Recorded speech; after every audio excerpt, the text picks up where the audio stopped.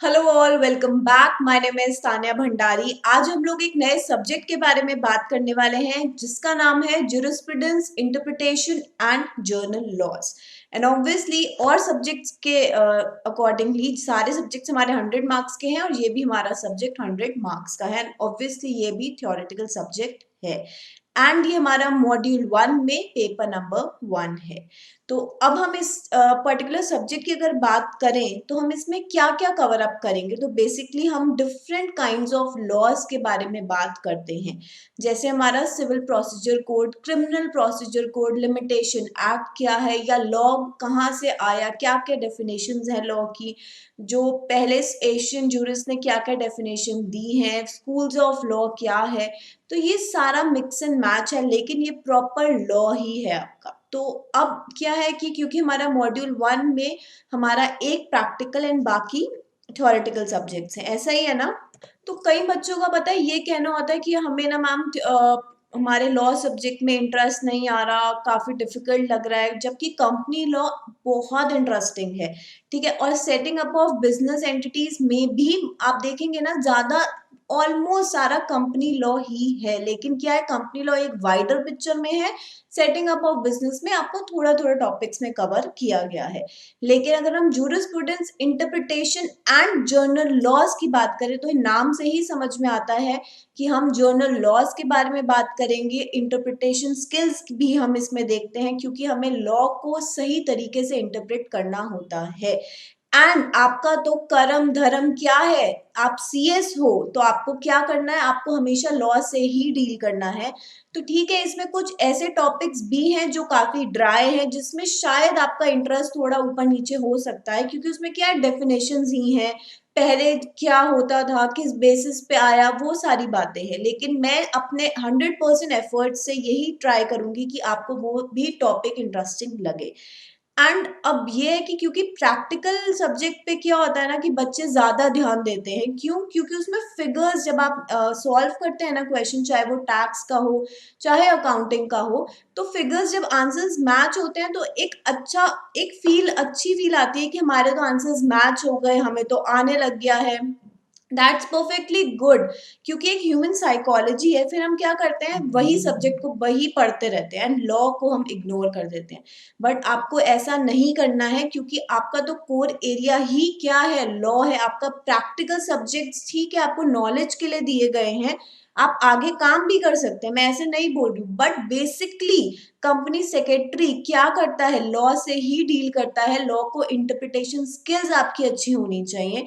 तो मेरी एडवाइस यही होगी कि आप प्रैक्टिकल सब्जेक्ट को शुरू करने से पहले कुछ अपना लॉ के कुछ चैप्टर्स कंप्लीट कर लीजिए, जिससे कि आप फिर से ट्रैक में आ सकें। क्योंकि जब आप एक बार प्रैक्टिकल करने लग जाते हैं ना, तो फिर थ्योरेटिकल सब्जेक्ट्स पे ज़्यादा ध्यान देने का मन नहीं करता है। तो हमें ऐसी गलती नहीं करनी है जिससे बाद में हमें रिग्रेट हो। आपको पता है आपकी कैपेबिलिटीज क्या है, कैसे आपको कौन से सब्जेक्ट इंटरेस्टिंग लगते हैं, किस तरीके से अपना टाइम डिवाइड करना है। एंड अभी हमने टाइम डिवाइड की बात करी ना, तो उससे मुझे ध्यान आया, क्योंकि कई बच्चे बोलते हैं मैम क्या टाइम टेबल फॉलो करें। तो आप एक बात बताओ, मेरे टाइम टेबल बताने से क्या आप वो एग्जैक्टली फॉलो कर पाएंगे? बिकॉज मेरा हो सकता है लाइफस्टाइल अलग है, मेरा रूटीन डेली बेसिस का अलग है, आपका अलग हो सकता है। तो मैं अपना अगर टाइम टेबल बना रही हूँ तो मैं अपने रूटीन को देख के बनाऊंगी, है ना, कि मैं सुबह क्या करती हूँ, कितने बजे मैं किस पर्टिकुलर चीज को डिवोट करना चाहूंगी, मेरा इंटरेस्ट क्या है। मैं हो सकता है पहले वो चीज सब्जेक्ट उठाऊं जिसमें मुझे ज्यादा इंटरेस्ट हो, या ऐसे सब्जेक्ट कवर अप पहले कर लूं जो मुझे शायद थोड़े डिफिकल्ट लगते हो, कि ये हो जाए, फिर इंटरेस्ट जिसमें है वो तो ऑटोमेटिकली करना चाहेंगे। तो मेरे टाइम टेबल बताने से आपको कोई फायदा नहीं होगा। बिकॉज मैं चाहूँ तो एक वीडियो अपलोड कर सकती हूँ, बट उसका कोई फायदा नहीं है, क्योंकि आप अगर यूट्यूब में जाएंगे ना और टाइम टेबल डालेंगे, आपको आपके पास हंड्रेड्स ऑफ वीडियोस होंगी जो यही इसी के बारे में बात कर रहे होंगे। ठीक है, वो गलत नहीं है, आप उनसे उनके वीडियोस सुन के आप ये जरूर समझ सकते हैं कि कैसे टाइम मुझे अलॉट करना है, कितने आवर्स बेसिकली मुझे पढ़ाई को देने ही देने हैं। देखो, अगर मुझसे पर्सनली पूछो तो आपको 10 आवर्स तो देने ही चाहिए। अगर कोई अभी से 10 आवर्स नहीं दे रहा है तो वो आगे 12 तो बिल्कुल ही नहीं दे पाएगा, कि अभी नहीं, ठीक है, धीरे धीरे मैं 12 12 घंटे में एग्जाम से 1 महीना पहले पढ़ना स्टार्ट कर दूंगी वो बहुत है, तो ऐसा नहीं होगा। अब आपका लेवल क्या है, एग्जीक्यूटिव लेवल है, आपने एंट्रेंस टेस्ट अपना फाउंडेशन जो भी था आपने क्लियर करके आप इस लेवल पे आ गए हो, एंड आपका हार्डवर्क है जो आपको यहाँ लेके आया है। तो प्लीज अपने जितना आपने हार्डवर्क अपने प्रीवियस लेवल में किया था वही सेम करके आपको इसकी डिग्री लेनी है, बिकॉज ट्रस्ट मी ये कोर्स सबसे बेनिफिशियल कोर्स है, सबसे रेप्यूटेटेड कोर्स है। इसकी वैकेंसीज आप देखोगे ना, चाहे वो ट्रेनिंग की हो चाहे जॉब पर्सपेक्टिव से भी बात करो, देखो जितने मुंह उतनी बातें, है ना, ये हमें पता है। हर किसी का बोलना, हर किसी की ओपिनियन अलग हो सकती है। कोई बोलता है मार्केट में जॉब्स नहीं है और कोई बोलता है। तो वो आप पे डिपेंड करता है कि आपके अंदर स्किल्स कितनी हैं जो आप किसी जॉब को ग्रैब कर पाओ। तो हमारा व्हाट्सएप ग्रुप भी आप उसमें ज्वाइन करके आप देखोगे कितनी वैकेंसीज ट्रेनिंग की हम रोज पोस्ट करते हैं, ठीक है। तो क्यों, ये क्या बता रहा है कि रिक्वायरमेंट है तभी तो वैकेंसीज आ रही हैं, अगर रिक्वायरमेंट ही नहीं होती तो वैकेंसीज आने का वो सवाल ही नहीं था। तो ऐसा बिल्कुल नहीं सोचना है, अपना पूरा हार्डवर्क करके आपको कंपनी सेक्रेटरी बनना ही है। अपने आप को समझो कि मैं हूँ और मुझे ये जो पूरा लॉ हम पढ़े मुझे खुद इंटरप्रेट करना है। तो आप कैसे करोगे, आप अपनी स्किल्स को यूज करोगे ना, तो स्टार्टिंग से ही वही रखिए मुझे अपने दिमाग में कि मैं हूँ कंपनी सेक्रेटरी और मुझे ये सारी चीजें अच्छे से आती हैं। तो आपका इंटरेस्ट भी बनेगा, पॉजिटिव अप्रोच रहेगी, तो आप इजीली एग्जाम्स में भी इजीली अच्छे तरीके से आप पास हो पाओगे। तो चलिए अपने चैप्टर नंबर 1 को स्टार्ट करते हैं। हमारा चैप्टर नंबर 1 क्या है, सोर्स ऑफ लॉ। अब नाम से मुझे समझ में आता है कि किस बारे में बात कर रहा है, कि हम लॉ लॉ हम कितना ये टर्म जर्नली भी यूज करते हैं, लेकिन ये जो लॉ है इसको कैसे डिफाइन किया गया है, अलग अलग एशियन टाइम्स में कैसे डिफाइन किया गया था, ये आया कहाँ से, बनता कैसे है लॉ। अगर मैं आपसे पूछूं ना कि लॉ कैसे बनता है, तो शायद आपका ये कहना होगा कि वो सबको पता है कि बिल पास होते हैं, ये नहीं पूछ रही हूँ मैं, बट लॉ का पर्पस क्या है। हम बोल सकते हैं कि लॉ हमारे सोशल वेलफेयर के लिए बनाया जाता है, ठीक है, जिससे हमारी इकोनॉमी में एक वेल इस्टेब्लिश तरीके से काम हो सके, इक्वालिटी के साथ काम हो सके, कुछ भी डिस्क्रिमिनेशन नहीं हो। तो इसके लिए तो लॉ लाया जाता है कि अगर कुछ भी कोई कॉन्ट्रोडिक्ट करता है तो उसको पनिशमेंट मिलती है। अब देखो कितने अलग अलग तरीके के लॉज आए हैं, वो क्यों आए हैं, क्योंकि उसकी डिमांड थी। हम लोग ये जो भी लॉ हम पढ़ते हैं उसकी कहीं ना कहीं नीड अराइज होती है, हुई होती है, इसीलिए वो लॉ आता है। अब आपको पता है कि कैसे हैकर्स चीजों को हैक कर लेते हैं, आपके बैंक डिटेल्स को भी कितना फ्रॉड होता है, तो उसके लिए क्या हुआ, साइबर क्राइम आया। देन हमें क्योंकि आपको पता है ना ई कॉमर्स कितने वाइड आप बोल सकते हो वाइड पेस से स्प्रेड हो रहा है, ठीक है। तो ई कॉमर्स के लिए आईटी एक्ट आया कि कैसे गवर्न किया जाए, कैसे चीजों को सही तरीके से रेगुलेट किया जाए, जिससे कि हर चीज जिस चीज के लिए वो बना है उसी के लिए यूज हो, कोई भी इसका मिस यूज ना कर पाए, ठीक है इसकी। ठीक है, अब ये है कि लॉ जो है हो सकता है सबको डिफाइन करने का इसका एक अलग मोटिव हो, अलग अलग डेफिनेशंस हो सकती हैं जो हम इस चैप्टर में भी पढ़ेंगे। इसमें हम बेसिकली क्या पढ़ेंगे, डेफिनेशंस पढ़ेंगे। देन हम क्रिटिसिज्म ऑफ थ्योरीज भी देखेंगे कि कैसे स्कॉलर्स की जो थ्योरी आई थी फॉर लॉ उनको कैसे क्रिटिसाइज किया गया, कि उनमें क्या ऐसी चीजें थी जो सही नहीं थी। तो क्रिटिसिज्म ऑफ थ्योरीज भी पढ़ेंगे, डेफिनेशंस ऑफ लॉ भी पढ़ेंगे और काफी चीजें हम इस चैप्टर में कवर अप करेंगे। अगेन ये क्या है, एक थोड़ा ड्राई चैप्टर है, बट जितना आप मेरे साथ साथ पढ़ लेंगे ना आप उतना अच्छी तरीके से इसको समझ पाएंगे। एंड कई बच्चे क्या करते हैं कि सोर्स ऑफ लॉ छोड़ के जा रहे हैं, ऐसा आपको एटलीस्ट नहीं करना है। I am not talking about your friends, ठीक है, आपको नहीं करना है, क्योंकि इसमें से एटलीस्ट 8 मार्क्स का क्वेश्चन आएगा ही आएगा, ठीक है, आता ही है। तो इस और वो भी कैसे क्वेश्चंस होते हैं कि केस स्टडी तो नहीं आती। आप बोलोगे ये तो बहुत अच्छी बात है, क्योंकि केस स्टडी में क्या होता है ना कि क्वेश्चन पूछा सिंपली चीज जाती है, लेकिन उसको इस तरीके से पोर्ट्रेट किया जाता है ना कि बच्चा कंफ्यूज हो जाता है। तो इस चैप्टर में ऐसा कुछ है ही नहीं है कि जिससे आपकी केस स्टडी बन पाए, ठीक है। तो इससे डायरेक्ट क्वेश्चंस आते हैं, लेकिन अब उन डायरेक्ट क्वेश्चन को आपको कैसे समझ के आपकी अपनी स्किल्स को यूज करके आंसर को इस तरीके से प्रेजेंट करना है कि उसमें से की पॉइंट्स आप वही लिखो जो की पॉइंट्स हैं। ठीक है। तो राइटिंग पैटर्न हमें प्रैक्टिस करना, बिकॉज डिस्क्रिप्टिव इसमें आंसर्स आपको लिखने होंगे, केस स्टडी नहीं आता है। तो चलिए स्टार्ट करते हैं। अब पहले इसमें क्या दिया है, नेचुरल स्कूल के बारे में यहाँ पे बात की गई है कि कैसे, अब हम डिफरेंट स्कूल्स के बारे में बात करेंगे। ठीक है। तो नेचुरल स्कूल सबसे पहला है। तो नेचुरल स्कूल से मुझे क्या समझ में आ रहा है, देखो नाम से समझ में आ रहा है ना कि नेचुरल है। नेचुरल है मतलब इन्होंने बोला law is not man made. नाम से ही हमें समझ में आ गया, नेचुरल बोल रहे हैं तो मतलब मैनमेड नहीं है। तो क्यों नहीं है, ये बोलते हैं कि हमारे एक्चुअली जो ह्यूमन राइट्स हैं ये बाय बर्थ हमें दी जाती हैं। ठीक है। ये कोई मैनमेड चीज नहीं है। तो जो मेरी राइट है, मेरा अधिकार है, वो मुझे स्टार्टिंग से मिल रहा है। किसी ने भी मुझे कोई अधिकार मेरा देता नहीं है, बट बाय बर्थ मेरी उस पर राइट है। तो ये बोलते हैं उन सब सारी चीजों का ध्यान में रख के नेचुरल स्कूल क्या बोलता है कि law is not manmade. And इनका मोटिव आप देखोगे ना क्या है कि जस्टिस, हर जो भी डेफिनेशन हम इस स्कूल में पढ़ेंगे, कंक्लूजन उसका वही होगा कि इक्वालिटी, जस्टिस सबको मिल रहा है। तो इन्होंने लॉ को इस तरीके से डिफाइन किया है।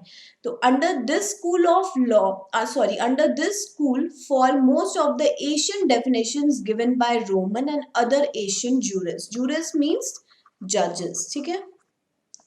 Ulpian defined law as art और science what is equitable and good. इन्होंने क्या बोला कि लॉ क्या है, आप कहीं उसको चाहे आप आर्ट बोलो चाहे उसको साइंस बोलो, साइंस हमें पता है ना, आर्ट और साइंस, चाहे वो आप उसको आर्ट की तरह इंटरप्रेट करो चाहे आप उसको साइंस की तरह इंटरप्रेट करो, जिसके पीछे लॉजिक्स रीजनिंग कुछ भी बोलो, लेकिन अल्टीमेट मोटिव क्या होता है, वो सबके लिए इक्वल है और सबके लिए एक इक्विटेबल बेनिफिट लेके आता है। ठीक है। तो इन्होंने लॉ को इस तरीके से डिफाइन किया। ऐसे ही आप अदर अदर बात करोगे तो उन्होंने क्या बोला, highest reason implanted in nature.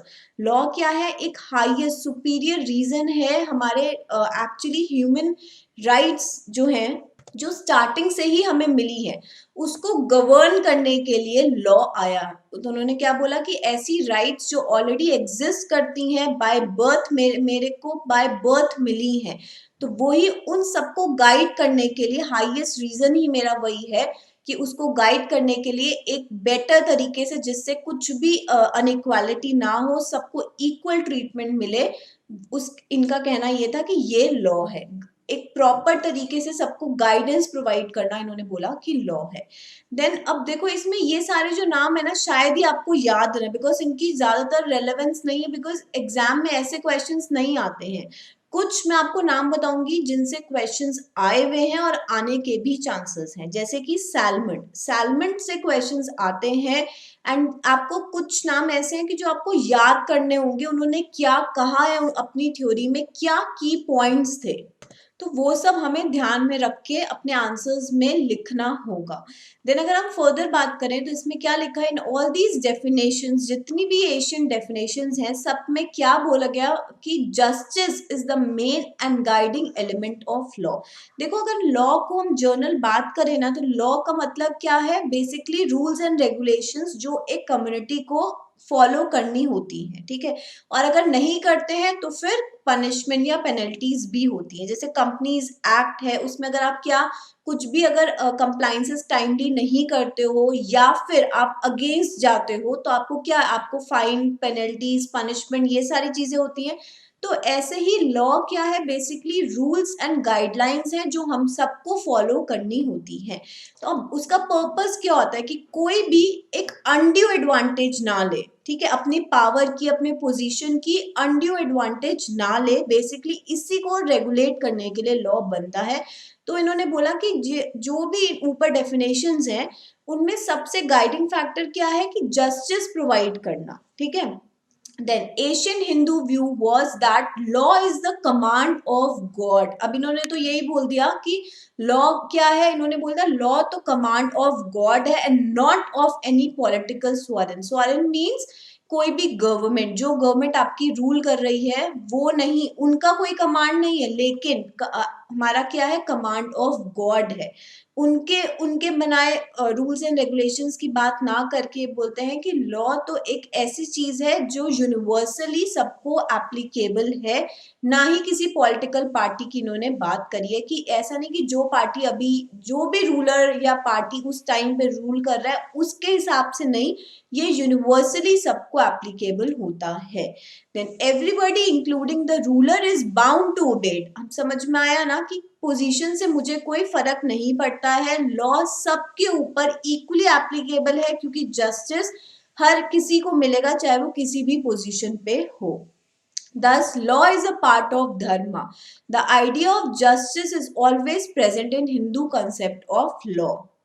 Salmon, अब ये आपको प्लीज इसको हाईलाइट करिए बिकॉज यहाँ से क्वेश्चंस आते हैं एग्जाम में, ठीक है। सैलमन ने क्या बोला, द प्रोमिनेंट, ये कौन थे, जैसे अभी हमने जिनकी बात करी वो एशियन लॉ थिंकर्स थे, ठीक है, एशियन जूरिस्ट थे, लेकिन सैलमन क्या है, मॉडर्न नेचुरल लॉ थिंकर है। इन्होंने कैसे डिफाइन किया कि लॉ क्या है, द बॉडी ऑफ प्रिंसिपल है जो कि recognise and applied by the state in the administration of justice. अब इस डेफिनेशन, ये बहुत इंपॉर्टेंट डेफिनेशन है। अगर कुछ भी कोई आपको एग्जाम में एक लाइन भी दी जा सकती है और फिर बोल सकते हैं एक्सप्लेन, ठीक है, तो आपको इस डेफिनेशन को 3 पार्ट्स में डिवाइड कर लीजिए। फर्स्ट हमने क्या बोला, लॉ क्या, इन्होंने बोला एक ऐसी बॉडी ऑफ प्रिंसिपल है जो कि recognised and applied by state है।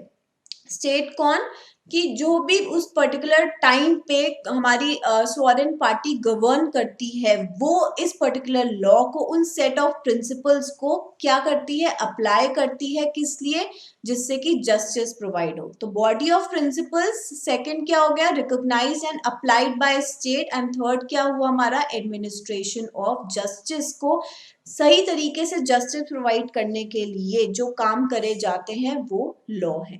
In other words, law consists of rules recognized and acted upon by courts of justice. It may be noted that there are 2 main factors of definition.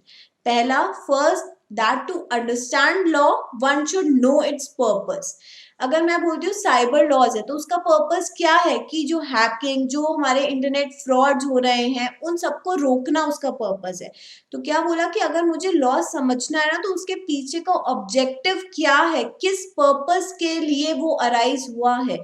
जैसे हमने starting में क्या बात करी कि law हमारी social needs को देख के, सोशल वेलफेयर को देख के, हमारी जो भी प्रॉब्लम्स हो रही होती हैं उन सबको देख के क्या नीड है, किस चीज की नीड है, उन पे ध्यान रख के लॉ बनाया जाता है। क्राइम को सब, एक एग्जांपल क्या है, क्राइम को रोकने के लिए लॉ बनाया जाता है, ठीक है। तो क्या है मेरा ऑब्जेक्टिव, कि कुछ भी किसी के साथ फ्रॉड नहीं हो ऑनलाइन, क्योंकि आजकल ट्रांजैक्शंस इतनी हम लोग ऑनलाइन ही करते हैं, तो उससे क्या है, साइबर लॉ क्या देखता है कि कुछ भी फ्रॉड नहीं होना चाहिए। तो हमारा पर्पस क्या था, ठीक है, तो हमें सबसे पहले पर्पस समझना है कि लॉ क्यों बनाया गया। अगर मैं एक और एग्जांपल लेके, अगर मैं लेबर लॉज की बात करूं, आपके मॉड्यूल 2 में पेपर भी है इकोनॉमिक लेबर लॉज, उसमें क्या है, आपके एम्प्लॉयज को, आपको सपोज आप टर्म, एक सेट क्राइटेरिया है, जैसे प्रोविडेंट फंड देना ही है, उसके अलग क्राइटेरिया है, ठीक है। आपकी वेजेस के लिए अलग क्राइटेरिया है, आपकी, आप जो काम कर रहे हो, आपका एक्सप्लॉयटेशन नहीं होना चाहिए, कि आपका टाइम है 9 to 6, ठीक है, 1-2 दिन आप कर सकते हो, ओवर टाइम हो रहा है, ठीक है, कभी कभी काम आ जाता है, लेकिन ऐसा नहीं कि महीने के 15 दिन ही आप 9 बजे तक 9 to 9 का शिफ्ट कर रहे हो, तो वो क्या हुआ, वो यूटिलाइजेशन नहीं, वो क्या हुआ, एक्सप्लॉयटेशन।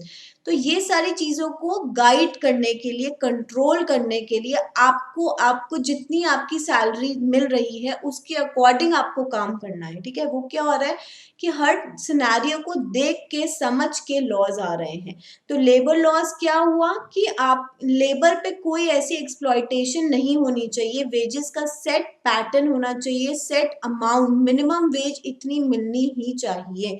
तो वो क्या हो रहा है कि हम सारी चीजों को समझ के, कि हम अगर हम इस पे लॉ नहीं आता तो शायद एक्सप्लॉयटेशन आज भी होता है लेकिन कुछ हद तक कम होता है। तो क्या हुआ, उसका ऑब्जेक्टिव क्या था, एक्सप्लॉयटेशन को रोकना, ठीक है।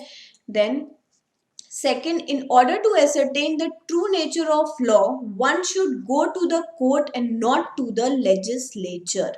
अब इसका मतलब क्या है कि मुझे अगर इस पर्टिकुलर चीज का लॉ का एग्जैक्ट नेचर जानना है, इसमें क्या लिखा है, in order to ascertain the true nature true purpose of law, तो मुझे मेरी रूलिंग पार्टी के पास नहीं जाना है, ठीक है, जो हमारी स्वरन पार्टी है उनके पास ना जाके मुझे कोर्ट के पास जाना है, ठीक है। तो यही बात उन्होंने बोली, in order to ascertain the true nature of law one should go to the courts and not to the legislature. Then अब ये क्या था, ये सैलमन ने ये बात कही है कि इन्होंने बेसिकली 3 पार्ट्स में डिवाइड कर दिया डेफिनेशन को, कि लॉ क्या है, it is a body of principle, एक सेट रूल्स एंड रेगुलेशंस है जिनको अप्लाई कौन करवाता है, मेरी जो स्टेट गवर्नमेंट है या जो भी पार्टी रूल कर रही है वो अप्लाई कराती है, किस लिए, कि जस्टिस सबको सही तरीके से मिले। क्योंकि ये मॉडर्न लॉ थिंकर थे तो इनकी डेफिनेशन भी कुछ टर्मिनोलॉजीज हम देख, पहले डेफिनेशन क्या था जो हम एशियन पढ़े थे कि law is a command of God, ठीक है। अब ऐसा कुछ नहीं, क्योंकि ये मॉडर्न लॉ थिंकर हैं। तो आपको ये चीजें याद रखनी कि सैलमन ने क्या कहा, उनका पर्पस क्या था, वो मॉडर्न लॉ थिंकर थे। आप अपने आंसर में ऐसे फ्रेम करेंगी जैसे यहाँ पे लिखा है कि Salmond is the prominent modern natural law thinker and define law as, ये आपको डेफिनेशन याद होनी चाहिए, बिकॉज एग्जाम में आप कुछ तो जो उन्होंने वर्डिंग्स कहे हैं वो तो लिखना जरूरी है ना, ठीक है, मैं मान सकती हूँ आगे की बात आपको शायद नहीं याद रहे, लेकिन ये वर्डिंग्स आपके आंसर में आने चाहिए। Then positivistic definition of law क्या है, अकॉर्डिंग टू जॉन ऑस्टिन। अब ये भी बहुत फेमस नाम है, ठीक है। इन्होंने क्या बोला, लॉ क्या है, law is the aggregate of rules set by man as politically superior और sovereign to men as political subject. In other word, law is the command of स्वरन। इन्होंने क्या बोला, उन्होंने तो बोला था कि जो हमारी गवर्नमेंट है वो अप्लाई कराती है, लेकिन लॉज हमारे कुछ बेसिक सेट्स ऑफ प्रिंसिपल्स हैं जिनको ध्यान में रख के हमारी गवर्नमेंट अप्लाई कराती है। इन्होंने क्या बोला कि जो लॉ है ना वो कमांड ही स्वरन का है, कमांड ही हमारे सुपीरियर पावर का है, गवर्नमेंट का कमांड है, इन्होंने ये बोला, ठीक है। कमांड ऑफ स्वरन मतलब गवर्नमेंट का कमांड है लॉ, ठीक है। It obliges certain course of conduct, वो क्या करते हैं, हमें सर्टेन कोर्स ऑफ कंडक्ट बताते हैं कि इस तरीके से काम होना चाहिए, और impose a duty and is backed by sanction. Sanction मतलब कि इफ लॉ, मैं यहाँ पे लिख भी देती हूँ, if law is not followed,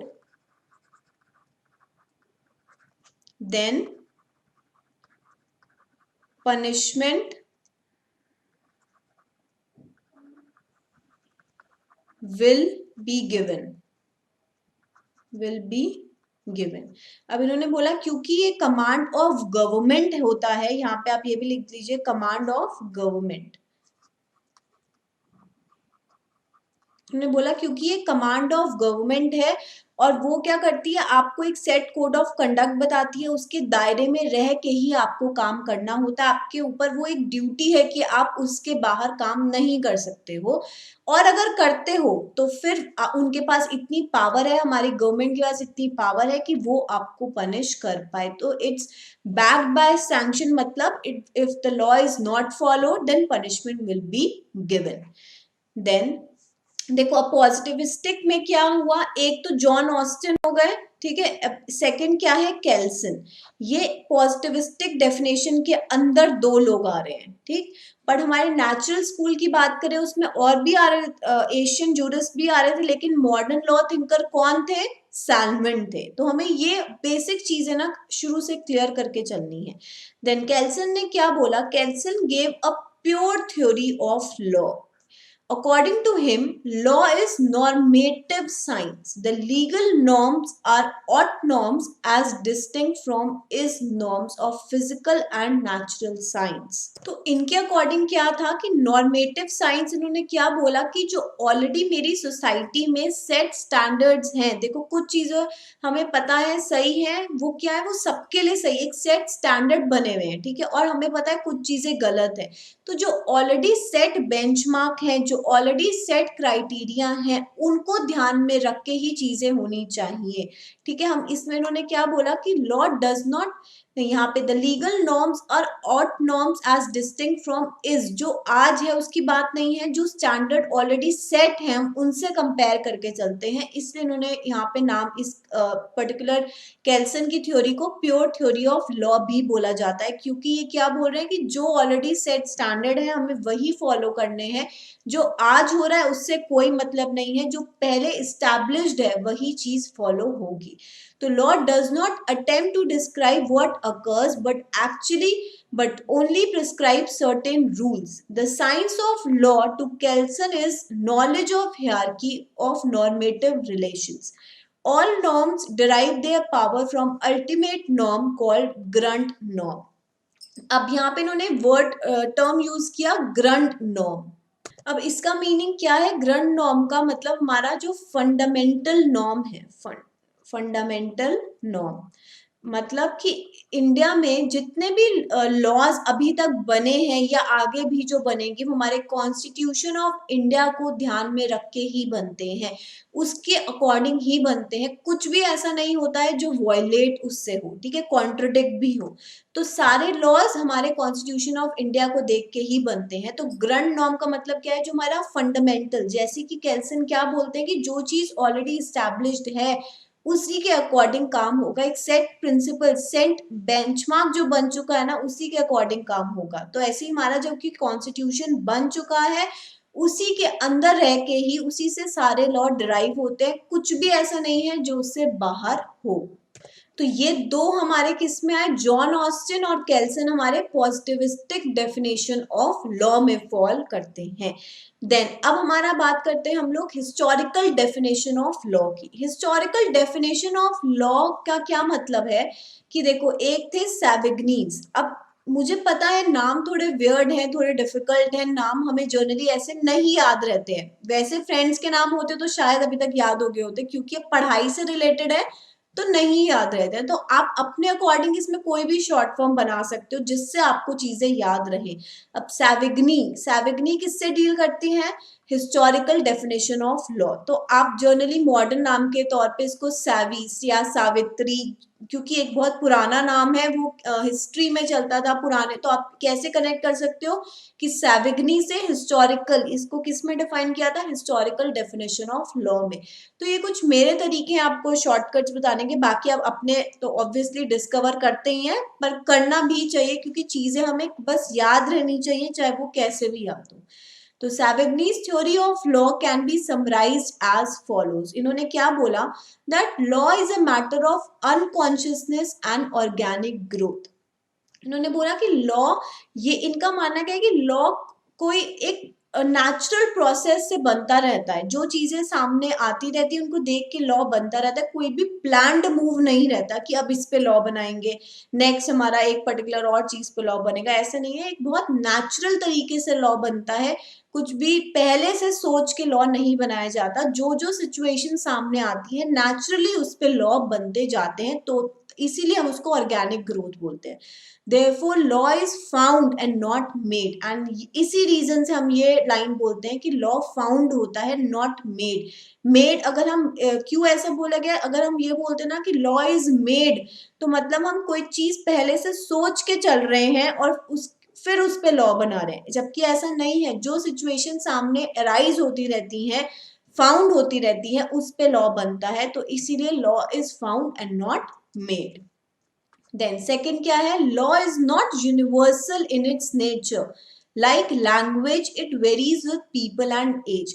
देखो, आपको पता है हर कंट्री का लॉ अलग है, ठीक है, इंडिया का अलग है, यूएस का अलग है, हर कंट्री का लॉ अब उसकी सिचुएशन देख के बनता है। तो यूनिवर्सल ऐसा नहीं है कि जो लॉ यहाँ है वो वही लॉ वहां होगा। तो लॉ इज नॉट यूनिवर्सल। जैसे हमारी एज वैरी करती है एक दूसरे से, ऐसे ही country to country, time to time law में चेंजेस भी तो आते हैं ना। ये भी हमें ध्यान रखना है कि law is not static, law is dynamic, क्योंकि जैसे जैसे चेंजेस आते हैं आप इससे भी कनेक्ट कर सकते हो, क्योंकि हमने ऑलरेडी बोला कि ऑर्गेनिक ग्रोथ है इसमें, ठीक है। ऑर्गेनिक ग्रोथ मतलब एक नेचुरल प्रोसेस से बढ़ा है, तो जो भी नेचुरली इन्वायरमेंट में या हमारे आसपास के इन्वायरमेंट में बताते हैं कि चेंज आता है, तो उसी के अकॉर्डिंग लॉ भी मोल्ड हो जाता है। मोल्ड हो जाता है मतलब अमेंडमेंट्स आते हैं। वो क्यों आ रहे हैं? क्योंकि लॉ डायनेमिक है, स्टैटिक नहीं है। वैसे ही लॉ इज नॉट यूनिवर्सल, हर एक लॉ सब पे अप्लाई नहीं करता है। Then customs not only precedes legislation but it is superior to it. इन्होंने बोला कि जो हमारे रीति रिवाज, जो हमारे कस्टम्स है ना सोसाइटी के, पर्टिकुलर रिलीजन के, वो सबसे ऊपर है। ना ही कोई लेजिस्लेटिव पावर आके कुछ बोलती है वो ऊपर होगा, बट इन्होंने कस्टम्स को इम्पोर्टेंट दी है कि हमारे जो भी हमारे पर्टिकुलर, अगर हम बोलें किसी भी रिलीजन के जो भी कस्टम्स है वो ऊपर है, ना ही कोई और रूल्स एंड रेगुलेशन।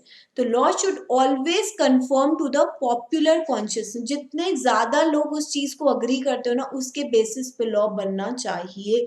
ना ही कोई ऐसा नहीं कि आप सुपीरियर पोजीशन पे हो और आपके अकॉर्डिंग चीजें ठीक हैं तो आप उस पे लॉ उठा के बना दो, ऐसा नहीं। हमें हर एक का व्यू देखना चाहिए, और हमारे ये नेशनली सबके एक लेवल पे वेलफेयर के लिए लॉ बनना चाहिए। देन फिर आगे क्या बोला इन्होंने, that law has it source in the common consciousness volksgeist of the people. अब देखो ये मैंने भी प्रोनाउंस गलत किया, ये वॉल्गिस्ट नहीं है। जैसे हमारी फॉक्स वैगन कार आती है, लेकिन फॉक्स वैगन आपने नाम सुना है ना, वो स्टार्ट वी से होता है, लेकिन हम उसको प्रोनाउंस क्या करते हैं, फॉक। अगर आप इसको ब्रेक करो ना वर्ड को, तो फॉक मीन्स यहां तक, फॉक मीन्स पीपल, ठीक है, एंड जस्ट मीन्स विल। तो मतलब लोगों की विल के अकॉर्डिंग लॉ बनता है, जिस जो लोग सब लोग जिस चीज पे अग्री करते हैं उसके अकॉर्डिंग लॉ बनता है। देन फिर उन्होंने क्या बोला, legislation is the last stage of law making and therefore lawyer और the jurist is more important than law. इन्होंने क्या बोला अपनी डेफिनेशन पे, कि हमारी जो लेजिस्लेशन है, जो मेरी पर्टिकुलर रूलिंग पावर में जो अभी है गवर्नमेंट है, उससे भी इम्पोर्टेंट मेरे एडवोकेट्स एंड मेरे जजेस हैं, जो लॉ को मतलब जो चीजों को ध्यान में रख के लॉ बना रहे हैं। तो इन्होंने किसको ज्यादा इंपॉर्टेंस दी है, जजेस एंड हमारे लॉयर्स को, रादर देन लेजिस्लेशन को। तो ये तो बहुत इजी डेफिनेशन थी, ठीक है। अब इजी डेफिनेशन आप कैसे याद करोगे, देखो सैविग्नीज ने हिस्टोरिकल डेफिनेशन ऑफ लॉ दी, उसमें कितने पॉइंट्स थे, 2 इधर एंड हम लोग 3 हमने इस पेज में पढ़े थे। क्या बोला कि लॉ इज नॉट यूनिवर्सल, ठीक है, law is not man made. ये मैं क्या बोल रही हूँ, ये मैं आपको जैसे हम फ्रीक्वेंसी में बोलते आते हैं ना, कोई चीज हमें समझ में आई, लेकिन आपको कीवर्ड्स आपके आंसर में आने चाहिए, जैसे कि law is the matter of unconsciousness and organic growth. तो ये चीज आपके एग्जाम में आपके आंसर में आनी चाहिए। अब इससे क्या आगे तो ऑब्वियसली इजी लाइन है, तो आप लिख सकते हो that law is found and not made. Then law is universal in its nature. भले आपको ये आगे की लाइन याद हो ना हो कि like language it varies with people and age, ठीक है। तो हमें बेसिक चीज याद होनी चाहिए कि यूनिवर्सल ये जो है ना, ये आना चाहिए हमारे एग्जाम्स में। ऐसे की पॉइंट्स आप देखोगे तो वो हाईलाइट करते रहो स्टार्टिंग से ही, और आंसर्स जब आप प्रैक्टिस भी करो ना, तो कोशिश करो कि वो की पॉइंट्स आपके आंसर में आए। अगर अभी से ही आपको प्रैक्टिस होगी ना, तो एग्जाम्स में आपको बिल्कुल डिफिकल्टी नहीं होगी। देन अब हमारा सोशियोलॉजिकल डेफिनेशन ऑफ लॉ। अब इसमें क्या थे, रॉस्को पाउंड। देखो नाम ठीक है, नहीं समझ में आता कभी कभी, बट जितना आप कोशिश करो, जितने याद हो पाए आपको उतने करने मैंडेटरी हैं। और जो मैंने इनमें इंक्लूड ही नहीं किया, ऑब्वियसली उनसे एग्जाम्स हमारे नहीं पूछा जाता है, तो वो मैंने बेसिकली नाम इंक्लूड नहीं करे, बट जो करे हैं वो उनसे क्वेश्चंस आ सकते हैं। तो उन्होंने क्या बोला, analyse the term law in 20th century background as predominantly an instrument. देखो अगर मैं आपको इसका क्रक्स बताऊं ना, बिकॉज ना पढ़ने में आपको इंटरेस्ट आएगा पूरा की, बट हमें पता होना चाहिए क्या बोलते हैं। इन्होंने क्या बोला है कि predominantly an instrument of social engineering. Social engineering means social welfare. देखो सबका कहीं ना कहीं क्या कहना है कि लॉ हमारा सोशल नीड्स को देख के अकॉर्डिंगली बनना चाहिए, दैट मीन्स सोशल वेलफेयर होना चाहिए, किसी भी लॉ के पीछे उसका क्या मोटिव होना चाहिए कि हमें सोशल वेलफेयर प्रोवाइड करना है। तो predominantly an instrument of social engineering in which conflicting poles of political philosophy, economic interest and ethical values constantly struggle for recognition against background of history, tradition। ये सारी चीजें आपको याद करने की जरूरत नहीं है, बट आपके आंसर में क्या आना चाहिए, ये लाइन जरूर आनी चाहिए कि इन्होंने क्या बोला था कि इंस्ट्रूमेंट ऑफ सोशल इंजीनियरिंग है। ठीक है, लॉ क्या है इनकी साइड से, इंस्ट्रूमेंट ऑफ सोशल इंजीनियरिंग।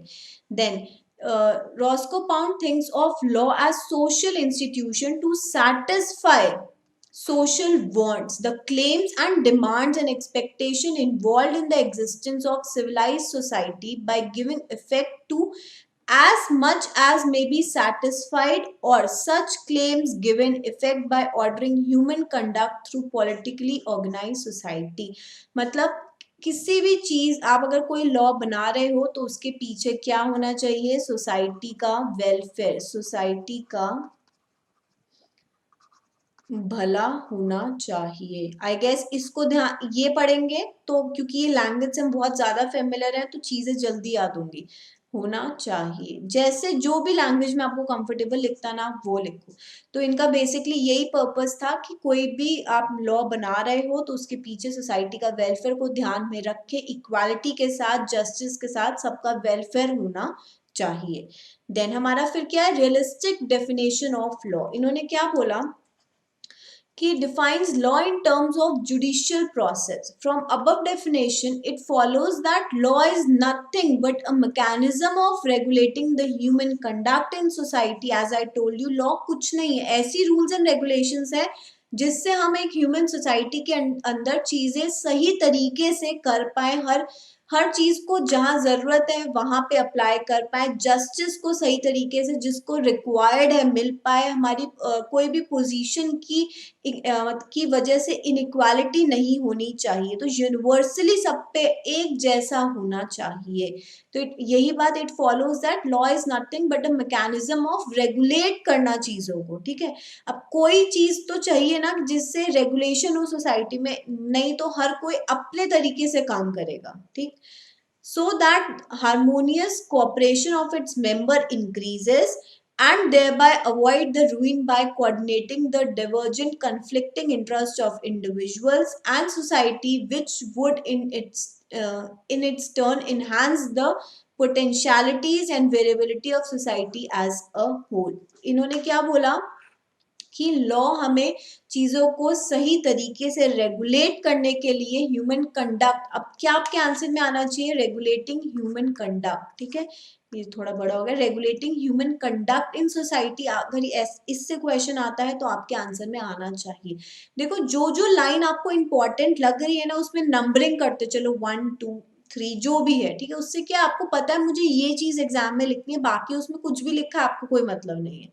तो हमें की पॉइंट्स को हाईलाइट करके स्टार्टिंग से चलना है, specially in law, because law में, और वो भी डिस्क्रिप्टिव, जब क्वेश्चन ऐसा होता है ना, क्वेश्चंस हमारे डिस्क्रिप्टिव आते हैं तो उसमें हम अगर हाईलाइट करेंगे ना की अपने की पॉइंट्स, ठीक है, तो हम देखेंगे अगर हमारा आंसर शॉर्ट भी है ना, अब ये बीकॉम तो है नहीं कि हम एक एक डेढ़ पेज के आंसर्स लिख रहे हैं, तो हमारे short answers to the point answers, key points के साथ क्रिस्प आंसर्स होंगे तो आप 5 में से 5 भी मिलने के चांसेस है। ऐसा कोई क्राइटेरिया नहीं है कि फुल मार्क्स नहीं मिलते हैं। ठीक है, तो आपने ये इसको मार्किंग दिया। देन हम ये भी लिख सकते हो दैट हमने ये किया ना कि regulating the human conduct in society so that harmonious, ये भी आप इसको भी मार्क करो, किस लिए, क्योंकि harmonious cooperation of its member increases and thereby avoid the ruin by conducting। ये देखो सेकंड पॉइंट क्या हुआ, harmonious cooperation of its member increases, इसके लिए लॉ इनकी डेफिनेशन में ये सबसे ज्यादा चीज थी। क्यों, क्योंकि यही मेन चीज है हमारी डेफिनेशन की और ये हमारे आंसर में आनी जरूरी है। Then to summarize, following are the main characteristics of law and a definition to become universal one must incorporate all these elements. क्या क्या अब इन्होंने एक समराइज कर दिया जितने भी हमारे स्कूल्स थे, हमने क्या क्या पढ़ा, एक नेचुरल स्कूल पढ़ा, एक पॉजिटिविस्टिक स्कूल पढ़ा, उसमें क्या था, दो थे हमारे, ऑस्टिन और केल्सन। देन हमारा हिस्टोरिकल पढ़ा, उसमें क्या था, साविग्नी, ठीक है। देन हमने एक अभी पढ़ा रियलिस्ट डेफिनेशन ऑफ लॉ और एक सोशियोलॉजिकल डेफिनेशन ऑफ लॉ। तो ये आपको प्रैक्टिस के साथ चीजें याद होने लगेंगी। अगर अब हम सम अप करें तो क्या है, law presuppose a state, the state makes और ऑथराइज टू मेक और रिकॉग्नाइज और sanctions rules which are called law. For the rules to be effective there are sanctions behind them. देखो उन्होंने क्या बोला कि लॉ क्या है, ऐसा जो स्टेट ऑथराइज है अब बनाने के लिए, वो भी हमारे कॉन्स्टिट्यूशन ऑफ इंडिया को ध्यान में रख के, और अगर कोई फॉलो नहीं करता है तो उसके पीछे sanctions behind them, that means punishment, आप लिख सकते हो उसके पीछे पनिशमेंट होती है, जिससे जिस पर्पस के लिए लॉ बना है वो इफेक्टिव हो, ठीक है। अगर लॉ बन रहा है तो उसका रिजल्ट फ्रूटफुल होना चाहिए, इस पर्पस से लॉ बनाया जाता है। Then these rules called laws are made to serve some purpose, मतलब इनका ऑब्जेक्टिव, किसी भी लॉ अगर कोई बना है तो उसका ऑब्जेक्टिव होना बहुत जरूरी है। ऑब्जेक्टिव होता है तो ही लॉ बनता है बेसिकली। द पर्पस कुछ भी हो सकता है, मे बी सोशल पर्पस और it may be simply to serve some personal ends, कुछ भी हो सकता है, कोई डिफाइन नहीं है कि इस बेसिस पे ही लॉ बनेगा। जैसा ही हमने बोला कि ऑर्गेनिक ग्रोथ है तो चीजों जो जो सर्कमस्टांसेस सामने आते हैं अकॉर्डिंगली लॉ उसके अकॉर्डिंग बन जाता है।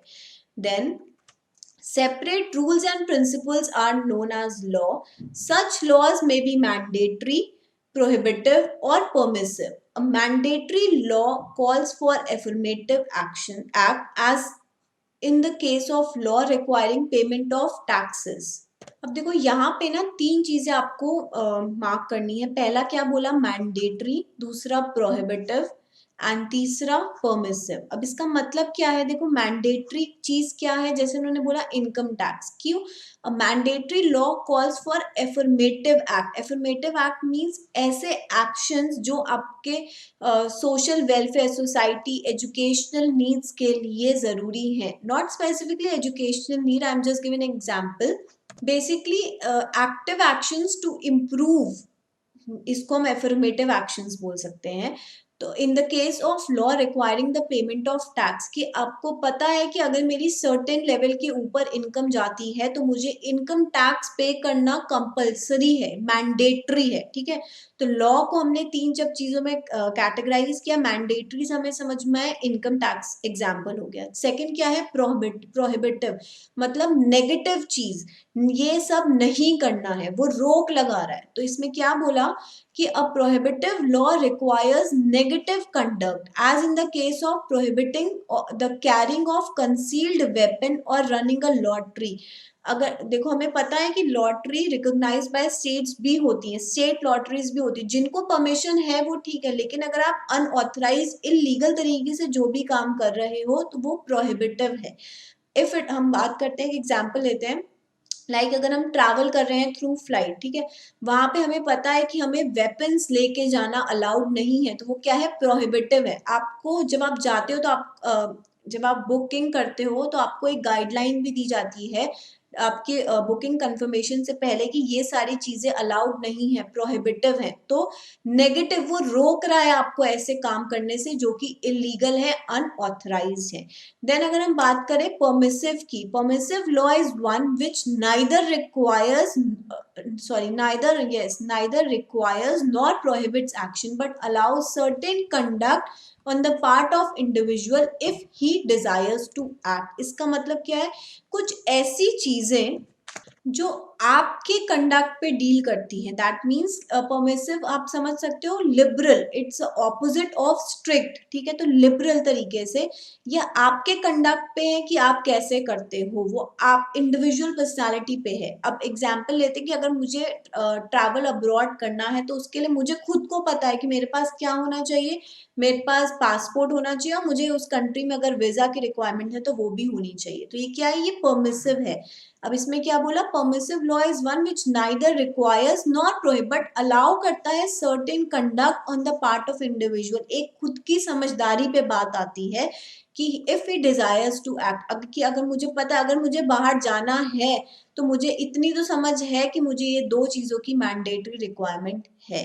तो परमिसिव हमें समझ में आया, हमें प्रोहिबिटिव, हमें मैंडेटरी समझ में आया। तो ये तीन चीजें इंपॉर्टेंट हैं, आप इसको प्लीज मार्क करके इंपॉर्टेंट भी मार्क कर सकते हैं क्योंकि इनसे भी एग्जाम्स में क्वेश्चन आते हैं।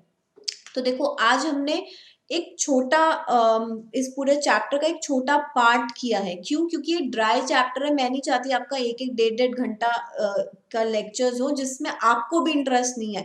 जितना मैंने पढ़ाया है ना अभी, आप प्लीज साथ साथ पढ़ लीजिए तो आपको वापस से ये नहीं रहेगा कि मैम मैंने फर्स्ट चैप्टर छोड़ जाऊं क्या। ऐसे क्वेश्चन तो मैं एंटरटेन ही नहीं करती हूँ, इसलिए आई एम रिक्वेस्टिंग यू कि साथ साथ पढ़िए। अभी मैं इसलिए शॉर्ट वीडियो बनाई है कि एटलीस्ट आप यहाँ तक कवर अप कर लें, फिर हम लोग नेक्स्ट अपने सेशन में नेक्स्ट फर्दर हम लोग बात करेंगे, ठीक है।